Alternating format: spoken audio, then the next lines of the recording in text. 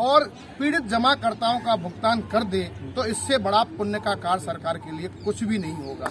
मैं ये बार बार कह रहा हूँ, माननीय प्रधानमंत्री महोदय तक मेरी आवाज पहुंचे तो मेरा निवेदन स्वीकार करें और मेरी पीड़ित जमाकर्ताओं के धन को वापस कर दें। बाकी की सारी योजनाएं देश के लिए, प्रधानमंत्री आवास योजना बंद कर दें, ये जन कल्याणकारी योजना बंद कर दें, सब कुछ योजनाएं बंद कर दें, बस पीड़ित जमाकर्ताओं का धन दें। नमस्कार, आप देख रहे हैं सीजेड न्यूज। मैं हूं आपके साथ नदीम अहमद। इस वक्त मौजूद है हम जंतर मंतर पर, और एक ऐसा वर्ग है इस देश में जो पीड़ित है, जो अपनी बातों को कह नहीं पाता है, लेकिन मेरे पीछे जो लोग हैं उस वर्ग की आवाज उठा रहे हैं। जी हां, देश के अंदर हर घर में कहीं ना कहीं किसी भी तरीके से कोई एक ऐसा पीड़ित व्यक्ति है जो चिट फंड और तमाम ऐसी कंपनियों में पैसा दे करके जमा करके फंसा हुआ है, जो अब तक नहीं मिला है।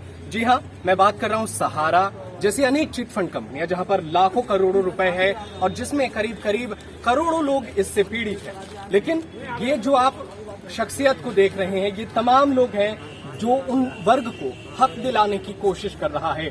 हमारे साथ मौजूद हैं दिनेश चंद्र दिवाकर जी इस वक्त, और उनके साथ उनकी टीम मौजूद है। ये लोग इस देश में उस वर्ग को न्याय दिलाना चाहते हैं जिनका पैसा कंपनियों में फंसा हुआ है। वो बस ये चाहते थे कि उनका पैसा जो है कभी मिले, जिससे वो अपने घर परिवार, अपने घर में विकास के लिए लगा सके, लेकिन वो अब तक नहीं मिला। हमारे साथ दिवाकर जी मौजूद हैं। बहुत बहुत शुक्रिया सर हमसे बात करने के लिए, वक्त देने के लिए।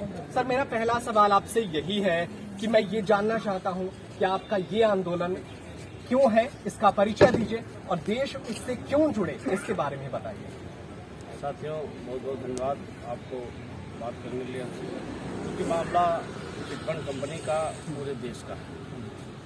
चिटफंड कंपनियों में देश का 80% पैसा जमा हुआ है, 80% लोग भारतीय परेशान हैं। इससे आज ही जाकर के तमाम आत्महत्या लोग कर रहे हैं। कोई फांसी के फंदे पे झूल जा रहा है, कोई ट्रेन के आगे खुदकुशी कर ले रहा है। तमाम लोग जहर के शिकार हो रहे हैं। क्योंकि तमाम बहन बेटियों की शादी इस पैसे न मिलने की वजह से कट रही हैं, लेट जा रही हैं। शिक्षा व्यवस्था चौपट हो रही है। स्वास्थ्य सुविधाओं का हमको लाभ एडवांस में नहीं मिल पा रहे हैं। बेड पे लोग तड़प के मौत के आगोश में चले जा रहे हैं। जो इन कंपनियों के डायरेक्टर हैं, एमडी हैं, मालिक साहब लोग हैं, ये बार बार हम लोगों को कभी डेट दिसंबर, कभी डेट मार्च, कभी डेट अप्रैल देते रहते हैं। हमें ये लगता है ये जितनी चिटफंड कंपनियां हैं, ये कहीं न कहीं जिस भी प्रदेश में जिस पार्टी की पार्टिकुलर सरकारें हैं, पॉलिटिकल सरकारें हैं, इनके संरक्षण में ये लोग हैं। अगर ये संरक्षण में न होते तो मैं ये मान लेता हूँ कि यदि हमारा चालान ड्राइवरी लाइसेंस न रहने पे हो सकता है, हेलमेट न लगाने से हो सकता है, तो जब हमारा पैसा डूब गया है, हम 20 बार कंप्लेन कर रहे हैं, FIR भी हमारा दर्ज हो गया उनके खिलाफ गैर जमानती वारंट भी जारी हो चुके, तो आखिर उनकी गिरफ्तारी क्यों नहीं या मेरा भुगतान क्यों?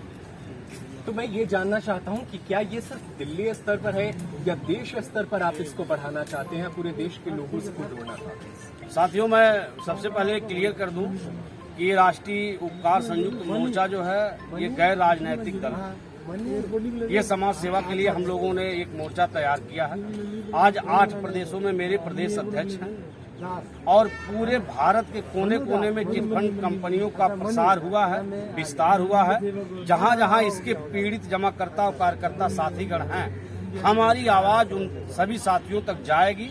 हम खुद चल के जाएंगे, सारे लोगों से मिलेंगे, उनको जगाएंगे, और पैसा उनका भुगतान करा करके ही हम लोग दम लेंगे। राष्ट्रीय उपकार संयुक्त मोर्चा ये तय कर लिया है। आपने तय तो कर लिया है, लेकिन सरकार से आपने बातचीत की या कोर्ट की सुनवाई में कुछ तो मिला होगा आपको उम्मीद? तो सिर्फ भरोसा मिल रहा है या कुछ लोगों को पैसा मिल रहा है, ऐसा कुछ? ऐसा है सर, जितने भी नियामक बोर्ड है देश में, जहां भी ऐसे जिम्मेदार अधिकारी गण हैं, हमारे सारे कंप्लेन वहां पहुंच रहे हैं। लोगों का सिर्फ आश्वासन ही आता है, उसे यदि झूठा कह लिया जाए तो कोई ऐसी बात नहीं। झूठे आश्वासन से जनता आज ही जा चुकी है। ये मामला कहते हैं हमारा सेबी में है। अब मैं ये कहता हूं कि अगर आपका मामला 24,000 करोड़ रुपए सेबी का है, तो मेरा आपके ऊपर 1,66,000 करोड़ का मामला 2012 का है। उसका ब्याज आप जोड़ लीजिए, सेबी का ब्याज जोड़ लीजिए, जबकि आप अभी सेबी को मात्र 15,000 करोड़ रुपया दे पाए हैं। ऐसा कुछ मामला आ रहा है। तो आप कहते हैं कि फील्ड से पैसा उठाओ, आपको देने के लिए मेरे पास आपके पूंजी से 3 गुना ज्यादा है, तो मुझे तो 1 गुना चाहिए, 2 गुना आप अपने पास रख लीजिए। आज जो भी तय हुआ है, तमाम अखबार कंपनियों ने, तमाम हमारे जो है सर्वे अखबार वालों ने ये तय कर लिया है कि इनकी जो संपत्ति है सहारा श्री की, वो 3000 करोड़ से ऊपर है। हमारी जो देनदारी है वो 2000 करोड़ से 2 लाख हजार करोड़ से नीचे है, और इनका 3 लाख हजार करोड़ से ऊपर है। तो हमारा पेमेंट होना चाहिए, नहीं होना चाहिए। ये अपना पैसा बचा लें, 2 गुना हमारा 1 गुना पेमेंट कर दें। हमारी लड़ाई इसी बेस पे है।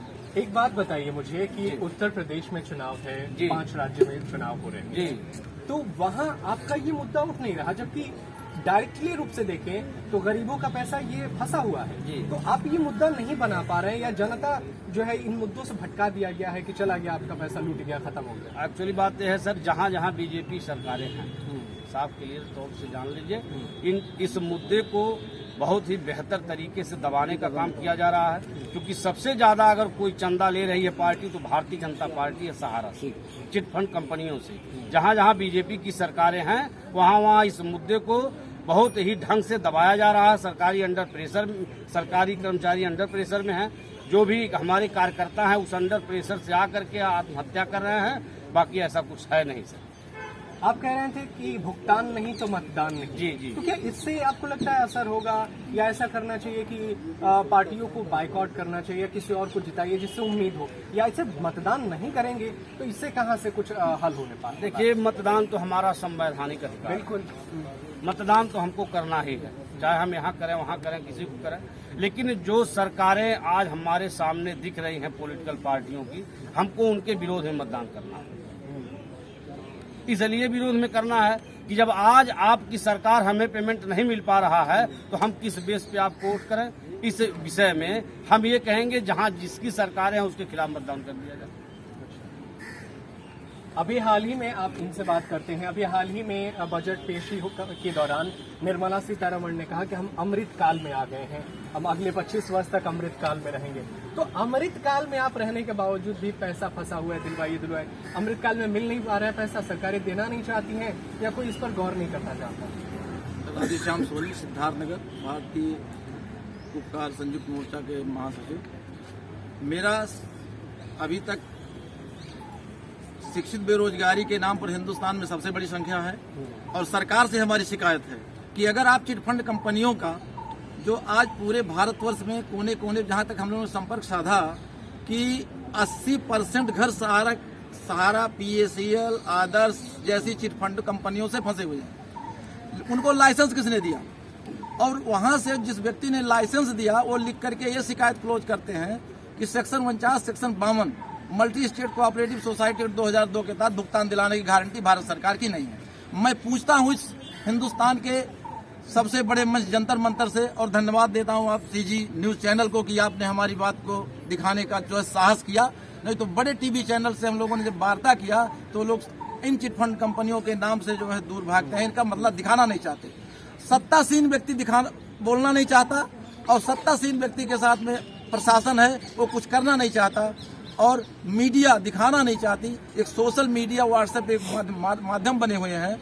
और सिद्धार्थनगर जनपद के मैं अपने CGM सिद्धार्थनगर महोदय का जो है आभार व्यक्त करता हूं कि जिन्होंने कलम तोड़ करके गैर जमानती वारंट जारी कर दिया 5 अक्टूबर 2021 को, लेकिन उनको गिरफ्तार कराने की उत्तर प्रदेश सरकार की हिम्मत नहीं पड़ रही है। अभी तक उच्च न्यायालय इलाहाबाद ने भी डायरेक्शन दे दिया कि इनका विशेष वाहक भेज के तामीला कराया जाए, जो कि 250 किलोमीटर की दूरी है मात्र सिद्धार्थनगर से, उसका तामीला नहीं हो पा रहा है। अच्छा, एक बात बताइए, मेरा सवाल ये है कि सरकार 5 kg अनाज दे रही है प्रति व्यक्ति, 500 रुपए खाते में दे रही है, बहुत सारी योजनाएं हैं, तो अब ये सब फ्री में ले रहे हैं तो भूल क्यों नहीं जाते आप अपने पैसे को?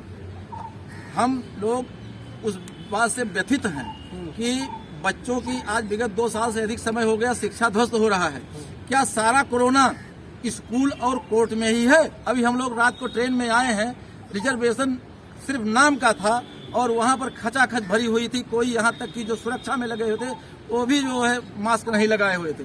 आज कोई मास्क लगा रहा है तो सिर्फ पुलिस की चालानी से डरने के लिए, या बैंक में गार्ड की डर की वजह से, या कोर्ट में जो है कि अभी जज साहब बाहर निकाल देंगे, वरना बाहर राजस्थान तो के भरतपुर डिस्ट्रिक्ट के रूपबास तहसील से आया हूँ और आपने प्रश्न किया है कि सरकार से आप जो पैसा जमा है उसको भूल जाइए।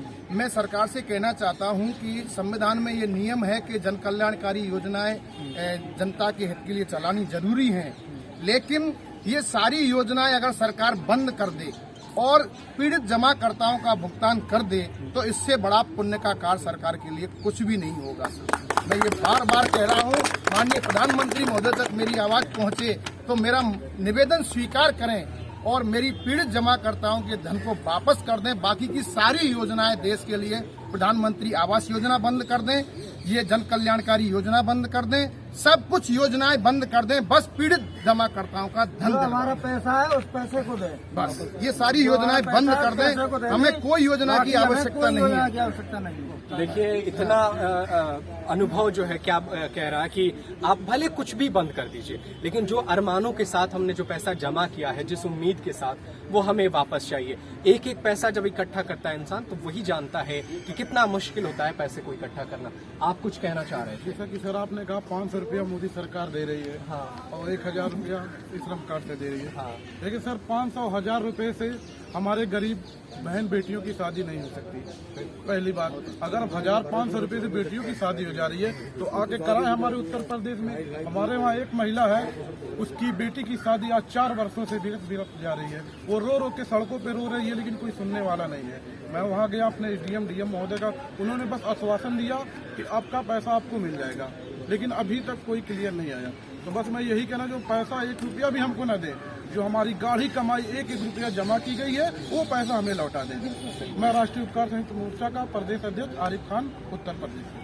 अच्छा, तो यहाँ बस पैसे की मांग है। कई महिलाएं जो है ना इस देश में, जब उनको पता चला कि इस कंपनियों में पैसा डालने से पैसा बढ़ेगा, उनसे फायदा होगा, तो उन्होंने अपने पति से कई बार छुप करके या उन लोगों से, घर वालों से बिना बताए पैसा जमा किया। महिलाओं के लिए पैसा जमा करना बड़ा उम्मीद का चीज होता है। ऐसे में एक महिला है, हम ये जानना चाहते हैं इनसे कि आप किस तरीके से पीड़ित है और क्या मांग करना चाहती हैं? हम सरकार से ही मांग करना चाहते हैं कि जो हमारी कोऑपरेटिव सोसाइटी में पैसे जमा है वो हमें वापस दिलाए, और हम उनसे कुछ भी नहीं मांग रहे हैं। अगर सरकार हमारे पैसे नहीं दिलाएगी तो हम उनको मतदान नहीं करेंगे। क्यों मतदान नहीं कीजिएगा? नहीं करेंगे सर, हम पीड़ित हैं ना।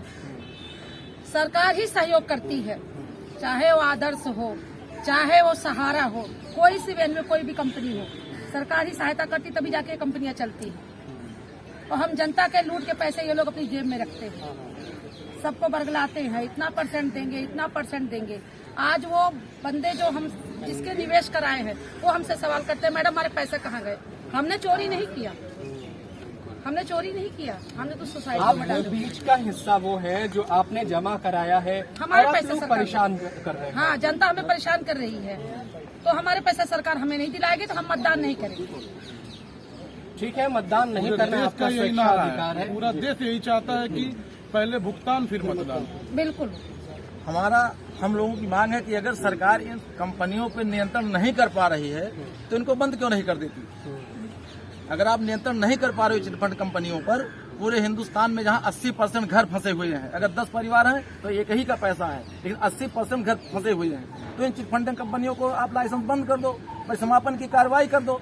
हम लोगों को तो ये एहसास होता है कि ये चिट कंपनियां सरकार को चला रही हैं कि सरकार इस चिट कंपनियों को चला रही है। बिल्कुल, ये बड़ा सवाल है। देखना होगा कि सरकार इन तमाम मुद्दों पर क्या फैसला करती है। लेकिन आप इतना जान लीजिए कि बहुत सारे लोग हैं जो इससे पीड़ित हैं और इनको चाहिए एक न्याय जो आज तक अब तक नहीं मिला है। देखना होगा सरकार इस पर क्या फैसला करती है। जंतर मंतर से CZ news, Nadeem Ahmed. Sir हम लोगों ने